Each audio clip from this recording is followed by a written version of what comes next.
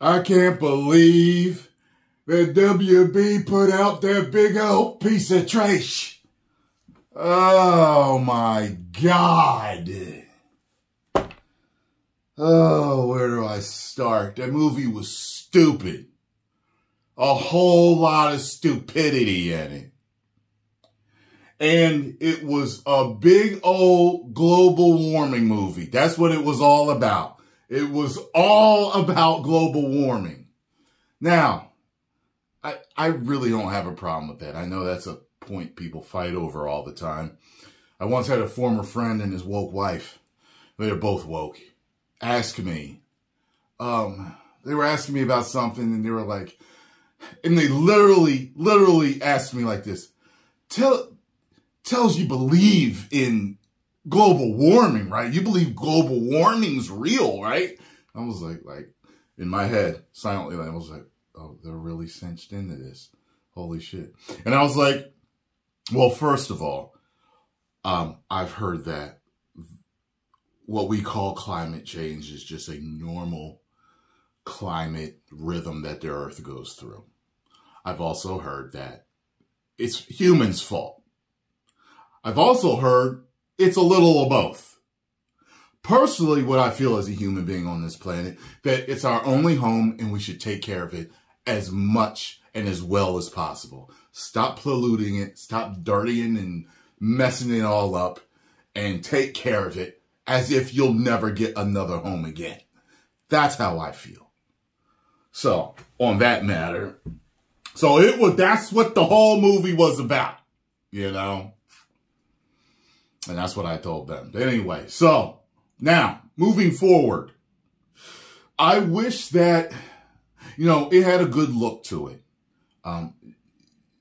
It had a similar feel to how the first one felt. However, the problem is, by the way, it irritates me how much their hair moves underwater. Like, I've seen white folks underwater, filming things and doing stuff like that, documentaries. I've seen how white folks' hair moves.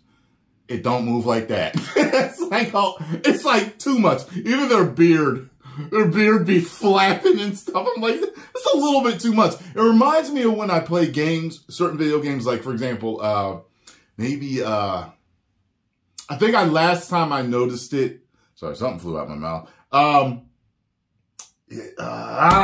It wasn't Resident Evil 4. It was the DLC for Village, I think. And Ethan, like his hair, I think it was Ethan.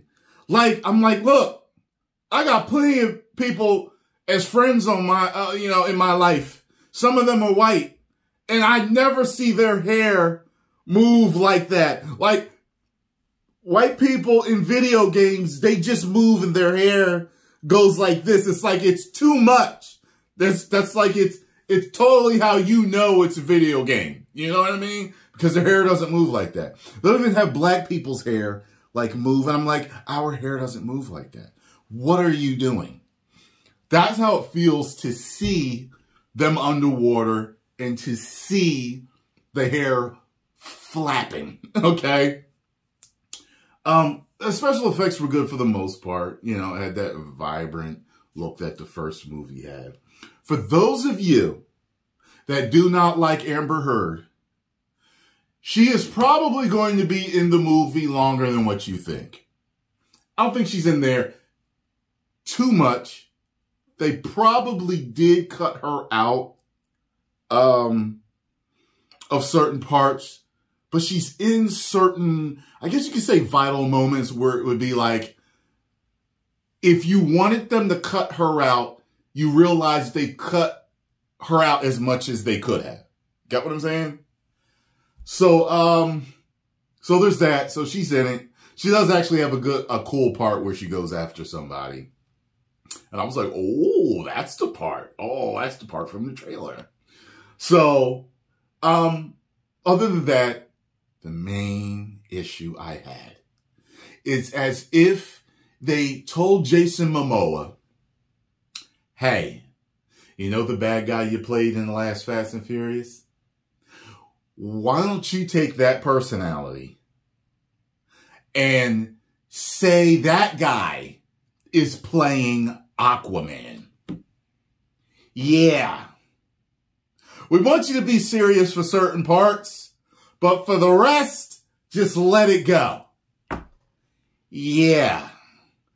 There is a whole lot. I told you guys last time that he was a pretty good villain, but he was jokerish in the Fast 9 or whatever. And it took me a while to get used to him in that movie.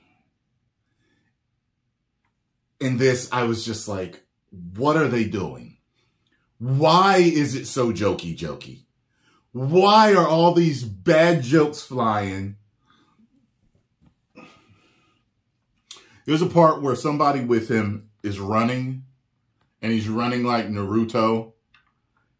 And you realize why he's running like Naruto. But it doesn't work. It's like really stupid. There's a part where the same guy confronts somebody and he gets punched right in the face. And he gets knocked stiff. And it's stupid there. There's this stupid, campy, slapstick type of humor that muddies the waters, pun intended, in this movie. I don't understand why they did that. At the end, there's a point where Aquaman gives a speech.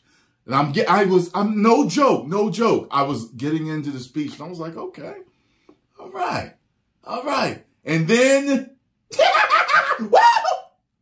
dumb shit again. I really liked him in both Justice League movies. And I liked him for the little piece that you see in Batman v Superman. And I liked him a lot in Aquaman. I gave that movie 5 out of 5. Okay?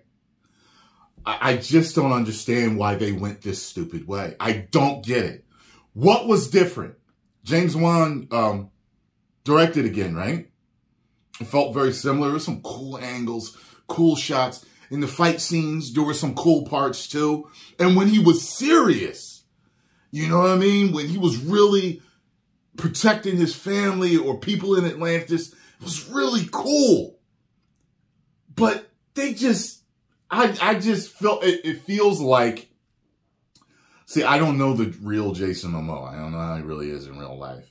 But it's as if they said, hey, just have fun. You know when people give movie reviews and they're like, it really feels like he was really having a lot of fun on set filming this. Oh, it feels like he was having a whole lot of fun on set filming this, all right? Too much fun. He needed to be reeled in, okay? So I don't know if it's him or if it was them just saying, hey, have a go at it. And yeah, that's what we want. Yeah, keep doing that. I have no idea. Jason Momoa is still one of my favorite bulls out there acting. You know what I mean? The greatest dude, bro, of our time. You know what I'm saying? I'm down with all that, but this movie was dumb.